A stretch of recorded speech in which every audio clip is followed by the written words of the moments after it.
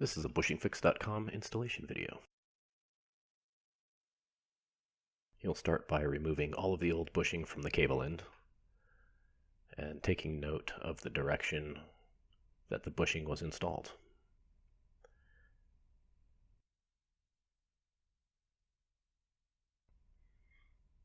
Place the bushing on the cable end opening and use the red installation driver to press the bushing into place. If you can't do this by hand, you can use pliers to make it easier. Shouldn't require a lot of force.